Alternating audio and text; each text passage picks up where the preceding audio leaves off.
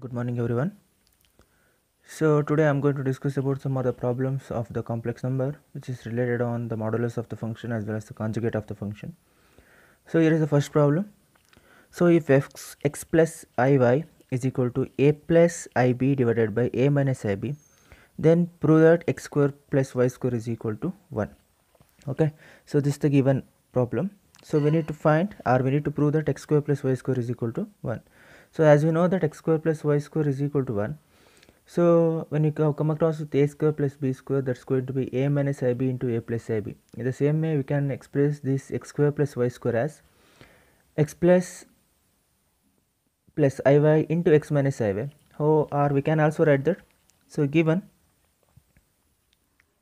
x plus iy, which is equal to a plus ib divided by a minus ib. So we can also write the conjugate of this one. Means, so the conjugate of x plus iy is going to be x minus iy. It can also be written as this a plus ib, the conjugate of a plus ib, that's going to be a minus ib, which is divided by the conjugate of a minus ib, that's going to be a plus ib. So these are the conjugates. X minus iy is going to be the conjugate of x plus iy, as well as a plus ib is the conjugate of a minus ib, and a plus ib is the conjugate of a minus ib. Okay, so but we know that x square plus y square can be written as x plus iy into x minus iy. Okay, when we going to multiply these two things, we are getting with x square plus y square. Okay, what is going to be the x plus iy? That's going to be a plus ib divided by a minus ib into what is going to be the x minus iy, that is a minus ib divided by a plus ib. So we can cancel these two things and these two things, so we are getting with 1. So that's going to be equal to x square plus y square. So this is what we need to prove here. So we need to prove x square plus y square is equal to 1 when x plus iy is going to be a plus ib divided by a minus ib. So the conjugate, by using the conjugate concept, we come across with x minus iy, that's going to be equal to a minus ib divided by a plus ib. But we know that x square plus y square is equal to x plus iy into x minus iy, where the both numerator and denominator cancel with each other. So then we are getting with the remaining 1. So that's going to be equal to x square plus y square, which is equal to 1. Okay, the next one is, if x minus iy is equal to root of a minus ib divided by c minus id, so then prove that x square plus y square whole square is equal to a square plus b square divided by c square plus d square. Observe the question carefully. They have given x minus iy, which is equal to root of a minus ib divided by c minus id. Prove that x square plus y square, which is square of all things, which is equal to a square plus b square divided by c square plus d square. Okay, so here they have given, that's going to be the solution, given x minus iy, which is equal to root of a minus ib divided by c minus id. Okay, so then what is the conjugate of x minus iy? That's going to be x plus iy, which is equal to, so x plus iy, which is equal to root of, so what is the conjugate of a minus ib? It's going to be a plus ib divided by conjugate of c minus id, that's going to be c plus id. Okay, so then, which is similar to the previous one, we know that x square plus y square, which is equal to x plus iy into x minus iy. So where x plus iy, which is nothing but, it's going to be root of a plus ib divided by c plus id into, again, root of what is going to be the x minus iy, is nothing but root of a minus ib divided by c minus id. A minus ib, which is divided by c minus id. So where we need to multiply that both the numerators as well as the denominator, as we have the square root on both the elements. So then we are getting with what is going to be the a plus ib into a minus ib. It's going to be under the root a square plus b square. Okay, So what's going to be the c plus id into c minus id? So that's going to be c square plus d square.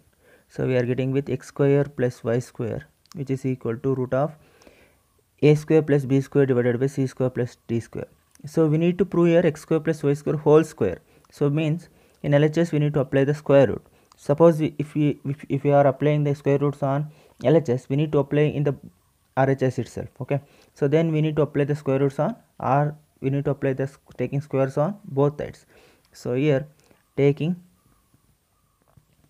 squares on both sides, then we are getting with x square plus y square whole square, which is equal to, the root is going to be cancelled, then a square plus b square divided by c square plus d square.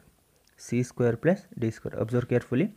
So we need to take the squares on both sides, so we need to cancel the square root which is present in RHS. So that's going to be end with a square plus b square divided by c square plus d square. Okay, so it is going to be the next concept, polar form of a complex number. So one of the important concepts in the chapter of complex number as well as the quadratic equation. So here the polar form means we need to represent the complex number in polar form by using the angles and thetas. Okay, so here let the complex number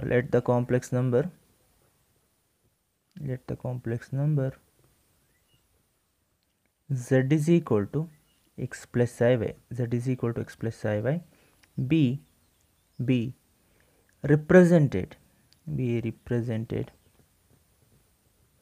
be represented by the point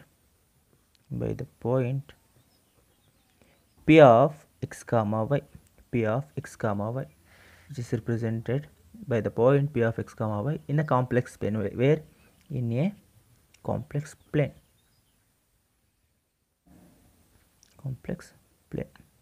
Consider here, suppose if we have the complex plane like this, suppose this point is going to be any p of x comma y.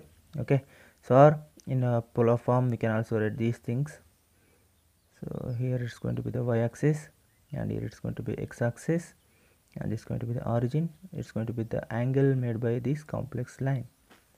Okay, so where this one, the complex number which is z is equal to x plus iy, which is represented in the form of p of x comma y, means which is expressed in the form of point, so where? In a complex plane. So then, so let angle of, so this is going to be p of r comma theta. I'm going to explain what is going to be r and what is going to be theta. So let x o p, this one x o p, which is equal to theta, the angle of x o p which is equal to theta, and OP, the distance between OP which is equal to R. So this distance which is going to be equal to R. Okay, so angle of XOP which is equal to theta, and the distance between OP which is represented by mod of OP, that's going to be equal to R, which is always greater than 0. Okay, so then P of R comma theta are called the polar coordinates of P. Where x is equal to r cos theta, y is equal to r sin theta. Okay, so these coordinates x and y, which is represented as x is equal to r cos theta, and which is y is equal to r sin theta. Okay, we need to observe that x is equal to r cos theta and y is equal to r sin theta. So what's going to be z?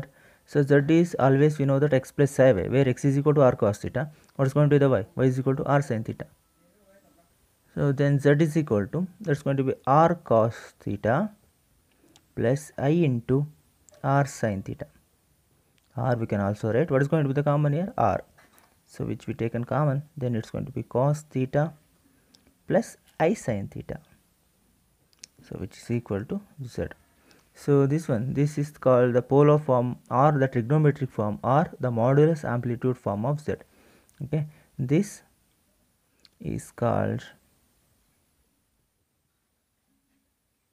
the polar form or the trigonometric form.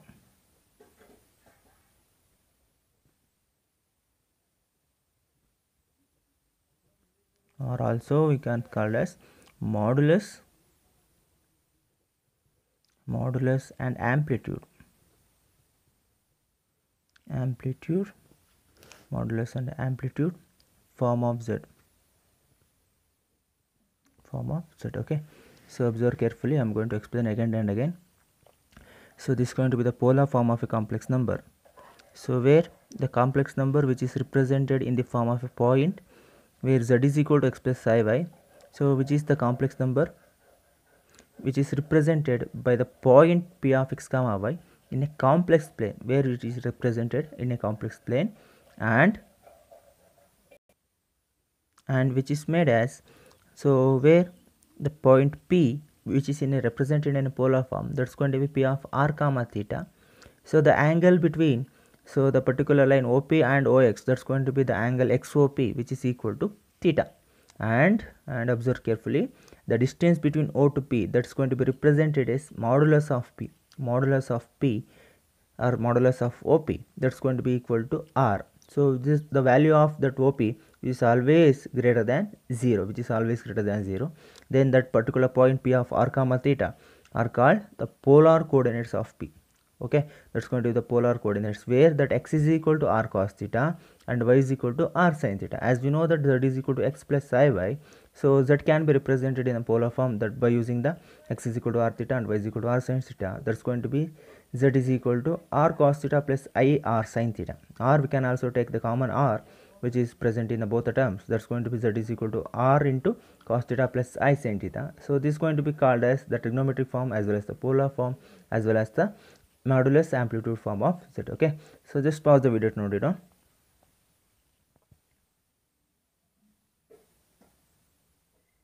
Okay, so these are going to be the note points which is made for the polar form of complex number. The first note points is that r which is equal to root of x square plus y square, that is also called as modulus of z.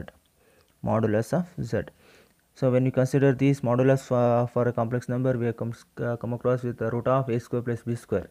So where a and b which is represented as some particular points in a complex plane, so here in a polar form they are going to represent as r is equal to root of x square plus y square. So where that's going to be equal to mod z.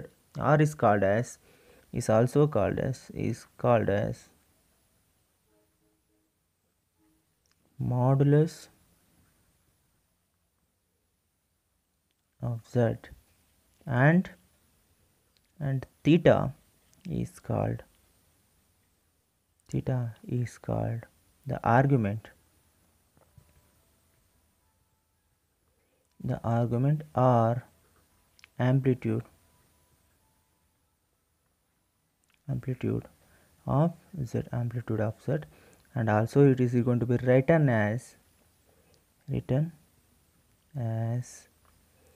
ARG, that's going to be argument of z or amplitude of z. Okay, so this is going to be the first point. Observe carefully. So in examination they may ask find the modulus of this polar form of complex number. Then we need to find r is equal to root of x square plus y square, which is equal to modulus of z, is called as the modulus of z, and that particular theta is also called as an argument and at the amplitude of z. It may be called as an argument as well as the amplitude. Okay, so which can be represented or it can be written as ARG, that's going to be argument of z, AMP, that's going to be amplitude of z. Okay, so this is going to be the first point. What is going to be the second point? The value the value of theta such that minus pi is less than theta, which is less than pi. Or we can also say that the theta lies between minus pi to plus pi. ಅಂದರೆ ಈ theta ಏನಿದೆ, ಈ theta minus ಪೈಯಿಂದ plus pi ಆ range ಒಳಗೆ ಈ theta ಬರ್ತಾ ಇದೆ ಅಂತ ಹೇಳಿದ್ರೆ, which is also equal to pi, is also called as principal argument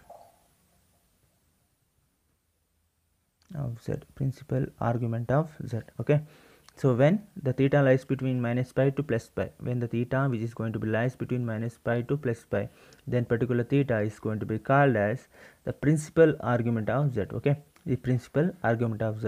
So suppose if we ask a question like that, find the principal value of the given complex number, that's going to be, we need to find the value of theta. Okay, so by using some certain formulas we need to find the theta. So when we consider these things, when the theta is going to be lies between minus pi to plus pi, so that particular range, a particular period is going to be called as the argument of the z, Okay, so the third point, to find theta. Okay, so when you consider that to find theta, we have some certain cases. Case 1, so that's going to be when the z is purely real. ಅಂದರೆ ಏನಾಗ್ತದೆ, imaginary part which is going to be equal to 0, only the real part is going to be present in the complex number. Then in those cases we need to find the theta. Then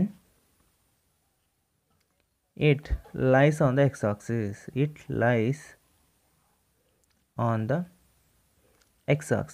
Why it's going to be lies on the x-axis? Because the complete y which is going to be equal to 0. ಹಾಗಾಗಿ ನಮಗೆ ಬರ್ತಾ ಇರೋಂಥ point ಯಾವಾಗಲೂ X Axis ಮೇಲೆ ಇರ್ತದೆ. So ಈಗ X Axis ಮೇಲೆ ಇದೆ ಅಂತ ಹೇಳಿದ್ರೆ ಅದರಲ್ಲಿ ಎರಡು ಕೇಸ್ ಎಕ್ಸಿಸ್ಟ್ ಆಗ್ತದೆ. ಒಂದು, if x is greater than 0 or if x is less than 0. Okay, so x is greater than 0 ಆದರೆ ತೀಟಾ ಏನಾಗ್ತದೆ, then theta which is equal to 0 ಆಗುತ್ತೆ. ಅಬ್ಸರ್ವ್ ಮಾಡ್ಕೊಳ್ಬೇಕು ನೀವು, ಕಾಂಪ್ಲೆಕ್ಸ್ ಪ್ಲೇನ್ ಈ ರೀತಿ ಇದೆ. ಸೊ ಕಾಂಪ್ಲೆಕ್ಸ್ ಪ್ಲೇನ್ ಈ ರೀತಿ ಇದೆ, ತೀಟಾ ನೋಡಬೇಕು. ಎಕ್ಸ್ ಆಕ್ಸಿಸಲ್ಲಿ ತೀಟಾ ಜಾಸ್ತಿ ಇದೆ ಅಂತ ಹೇಳಿದ್ರೆ ಎಕ್ಸ್ ಮೂವ್ ಆಗ್ತಾ ಇದೆ ಅಂತೇಳಿ ತೀಟಾ ಏನಾಗಿರ್ತದೆ, which is lies on the x axis, ಹೌದಲ್ವಾ? ಹಾಗಾಗಿ ಏನಾಗ್ತದೆ, which is theta is equal to 0. So then what about the pi? So then theta which is equal to pi when the x is less than 0. ಈ ಕಡೆ ಬರ್ತಾ ಇದೆ ಅಂತ ಹೇಳಿದ್ರೆ so ಏನಾಗ್ತದೆ, ನಮಗೇನಾಗ್ತದೆ, which is going to be equal to pi. ಅಂದರೆ ಈ ಏನಾಗ್ತದೆ, ಈ ಪೋಲಾರ್ ಲೈನು ಸೊ ನಮಗೆ ಈ ಕಡೆ ಆಕ್ಸಿಸ್ ಮೇಲೆ ಲೈ ಆಗಿರ್ತದೆ. ಸೊ ವೆನ್ ತೀಟಾ ಏನು ಬರ್ತದೆ, ಇಲ್ಲಿಂದ ಎಲ್ಲಿ ಬರೆದ್ರೆ that's going to be equal to pi. ಹಾಗಾಗಿ which is equal to pi. So first case ಏನಾಗ್ತದೆ, when z is purely real, then x axis okay, then it's going to be lies on x-axis. If x is greater than 0, then theta is equal to 0. If x is less than 0, then theta is equal to pi. So then when z is purely imaginary, and you consider these things, when z is purely imaginary, case 2, that's going to be when z is purely imaginary, then it lies on where? It lies on y-axis, ಹೌದಲ್ವಾ? y-axis ಮೇಲೆ ಲೈ ಆಗ್ತದೆ. So then here also we are getting to with the two cases. If y is greater than 0, then theta which is equal to pi by 2. ನೀವು ಗಮನ ಕೊಡಿ, y ಏನಾಗ್ತದೆ, so ಈ polar line which is equal to y-axis ಆಗಿರ್ತದೆ. Lies on y-axis ಅಂತ ಹೇಳಿದ್ರೆ ಇಲ್ಲಿ ಬರ್ತದೆ.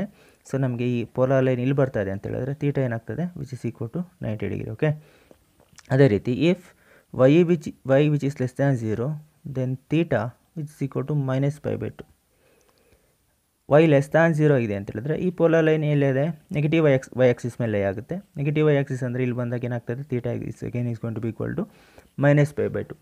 ಸೊ ನೆಗೆಟಿವ್ ಆ್ಯಂಗಲಲ್ಲಿ ಏನಾಗ್ತದೆ, ಮೈನಸ್ ಪೈ ಬೈ 2 ಆಗಿ ಕನ್ವರ್ಟ್ ಆಗುತ್ತೆ. Okay, when the third cases, so here the third cases, case 3, so here they can mention, so when, so let tan alpha which is equal to mod of tan theta, where 0 less than alpha less than pi by 2. So here, so when we consider this tan alpha, or we can say that this particular theta which is going to be lies between 0 to pi by 2, 0 ಇಂದ pi by 2 ಲೈ ಆಗ್ತಿದೆ ಅಂತ ಹೇಳಿದ್ರೆ, so ಇಲ್ಲಿ ನಮಗೆ exist ಆಗೋದು when theta is equal to alpha ಆದರೆ ಈ ಕಾಂಪ್ಲೆಕ್ಸ್ ಲೈನ್ ಎಲ್ಲಿ ಲೈ ಆಗ್ತದೆ, it is lies in first quadrant. ನೀವು ಈ ರೀತಿ ಕನ್ಸಿಡರ್ ಮಾಡಿದ್ರೆ ಕ್ವಾಡ್ರೆಂಟ್ ಲೈನ್ನ, it's going to be alpha plus pi minus alpha, it's going to be alpha minus pi, so it's going to be minus alpha. ಈ ರೀತಿ ನಮಗೆ complex ಪ್ಲೇನಲ್ಲಿ exist ಆಗ್ತಾ ಇರುತ್ತೆ. Alpha pi minus alpha minus pi, that's going to be minus alpha, which is lies in the fourth quadrant. Okay, so then what about theta, second one? So the pi minus alpha, which is going to be lies between second quadrant. When you consider this condition, tan alpha which is equal to mod of tan theta, in particular case most of the time is not going to be exist, but we need to mention the conditions. Okay, so according to those things, tan alpha which is equal to model of tan theta, when these things are going to be equal, so then the theta is going to be equal for the for the alpha, and alpha minus pi minus alpha, and third quadrant which is going to be equal to alpha minus pi, it's going to be third quadrant, and the fourth quadrant is going to be theta is equal to minus alpha, which is lies in fourth quadrant. Okay, fourth quadrant. So these are the cases. So just pause the video to note it down, and I am going to explain and again, because it is going to be one of the important concepts. So in the polar form of complex number, the first point says that, so r is equal to root of x square plus y square, that's going to be equal to modulus of z. This is the one of the important property, one of the important note. So the modulus of z is also called as the modulus of z, and the theta is going to be called as the argument or the amplitude of the z. So which can be written as argument of z or amplitude of z, and the value of theta when which is lies between the minus pi which is and pi, when the theta is going to lies between minus pi to pi, this particular theta is going to be called as the principal argument of z, The second one, to find the theta, so when z is purely real, when this z is going to be purely real, then it lies on the x-axis, If x is greater than 0, then theta is equal to 0. If x is less than 0, then theta is equal to pi. Okay, these are the two cases. When the x is greater than 0, then theta is equal to 0. When x is less than 0, then theta is equal to pi. Okay, and the second case is when the z is purely imaginary. When we consider this z is going to be purely imaginary, so then it lies on the y-axis. So then if y is greater than 0, then theta which is equal to pi by 2. So if the y is less than 0, if the y is less than 0, then theta is equal to minus pi by 2. Okay, theta is equal to minus pi by 2. Similarly, so when we consider the case 3, that's going to be most of the time we are not going to use, let tan alpha which is equal to modulus of tan theta, that's going to be, so when the theta which is lies when the alpha which is lies between 0 to pi by 2, okay, 0 to pi by 2, so then theta is equal to alpha when z is lies on the first quadrant. So second one, when the theta is equal to minus pi minus alpha, that's going to be equal to when the z is lies in second quadrant. When you consider third one, theta which is equal to alpha minus pi when z is lies on the third quadrant, and the fourth cases, theta which is equal to minus alpha when the z is lies on the fourth quadrant. Okay, so just pause the video to note down these things. So thank you for watching this video, and apologies for these things because there will be no availability of the boards here.